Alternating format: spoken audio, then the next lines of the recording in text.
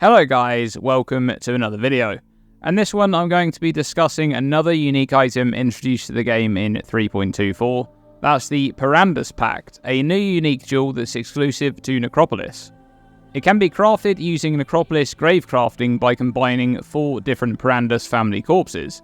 However, the crafting for this particular unique item doesn't stop there, because the Perandus Pact is a jewel that has a modifier which can roll between 13 different outcomes. Here's the full list of outcomes. So you've got life and mana rolls there, crit chance, attributes, many different damage rolls, chaos resistance and defenses there as well. One of these modifiers will roll on the jewel, and the type that you receive can be influenced by the other corpses that you bury along with the 4 Perandus corpses.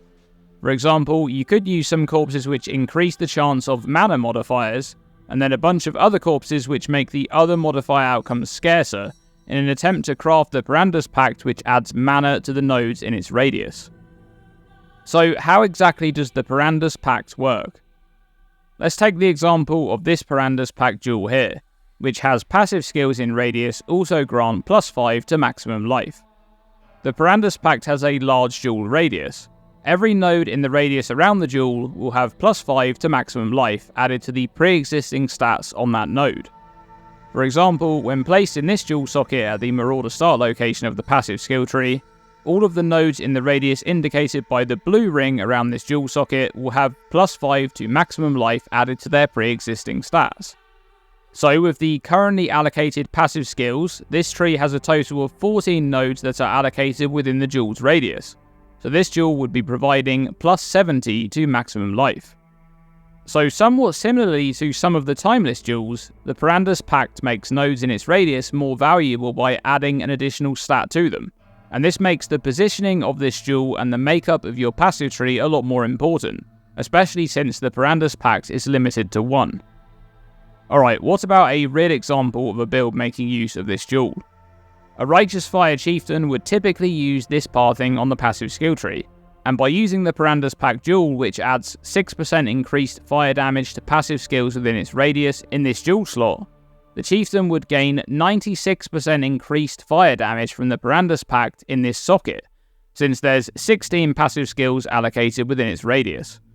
96% increased fire damage from a single jewel is really good, and do keep in mind that this is just a fairly standard passive skill tree pathing that's being used. However, when using the Perandus Pact, you're likely going to want to optimize your passive skill tree to get the most out of this jewel. Another example then could be the jewel socket near the Templar start location on the passive skill tree. This tree, for a physical to fire conversion spell build, has a total of 25 nodes allocated within the large jewel radius. And by using the Perandus Pact, which provides 6% increased fire damage to nodes within its radius, the jewel would provide a ridiculous 150% increased fire damage when placed in this jewel slot. That's an absurd amount of damage gained from a single jewel. Now, as of making this video, only 6% of builds in softcore trade Necropolis are using the Perandus Pact. There's enough different stat options available on the Perandus Pact that realistically, almost every build should be making use of this jewel because it provides a ridiculous amount of value for a single jewel slot used.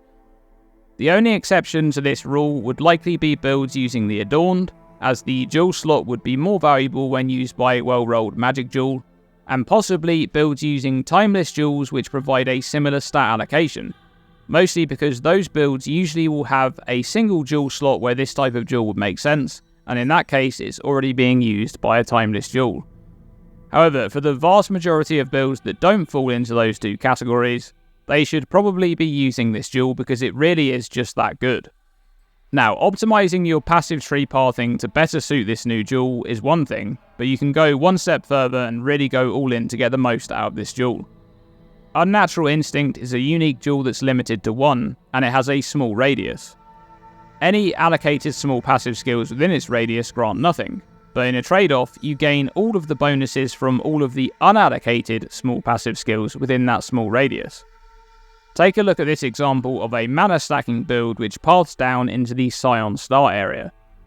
The Unnatural Instinct is socketed in the jewel socket left of the Scion Star location, and all of those unallocated small passive skills within its radius are granting their stats as a result. Now, not all of the stats gained from those small passive skill bonuses will be very beneficial to the build. For example, this cluster of small nodes here is a bunch of increased physical damage, which isn't very useful for this particular build. However, the Perandus Pact works just like Timeless Jewels for its interaction with Unnatural Instinct. All of the nodes in the radius of the Perandus Pact gain additional stats, not just the ones which you're allocating. And this means that all of these small unallocated passive skills that are within the radius of Unnatural Instinct and are also within the radius of the Perandus Pact also have those additional stats granted to the character. So as this is a mana stacking build, we're using a Perandus Pact which grants +5 to maximum mana to every node within the large radius. If we total all of the nodes within the radius, that's including the allocated nodes within the radius, the unallocated small nodes which are both within the radius of the Perandus Pact and Unnatural Instinct, and not including the allocated small nodes within the Unnatural Instinct radius, this is a total of 36 nodes. So in this scenario, the Perandus Pact would be granting 180 maximum mana. That is insane from a single jewel. If you were instead using the lightning damage Perandus Pact, for example, that would be 216% increased lightning damage. Or one that we haven't mentioned yet, which is really strong, the Perandus Pact, which adds chaos resistance to nodes within its radius. It grants +4% to chaos resistance to each node. So in this example, that would provide +144% to chaos resistance. That's your chaos resistance capped and then some from a single jewel. And really, this is such a powerful unique item that's useful for almost every build. And I love that you can really push the effectiveness of the jewel by optimizing pathing and making use of interactions like the one with Unnatural Instinct. Remember that you can also make use of other mechanics to further boost the potential gain from the Perandus Pact. There's the Thread of Hope unique jewel, which allows you to allocate nodes within the ring that it grants without needing them to be connected to your tree. Similarly, the Impossible Escape unique jewel will also allow you to allocate nodes without needing them to be connected to your tree, as long as they're within a radius around the specified keystone. The Intuitive Leap unique jewel could also be useful around that Scion start location. It allows you to allocate passives within a small radius around it without being connected to your tree. And there's also the Might of the Meek unique jewel, which will boost the bonuses granted by nodes within a large radius, but keep in mind that that one will also make notable passive skills within that radius grant nothing. And of course, you can always anoint passive skills within the radius of the Perandus Pact as well for even more value.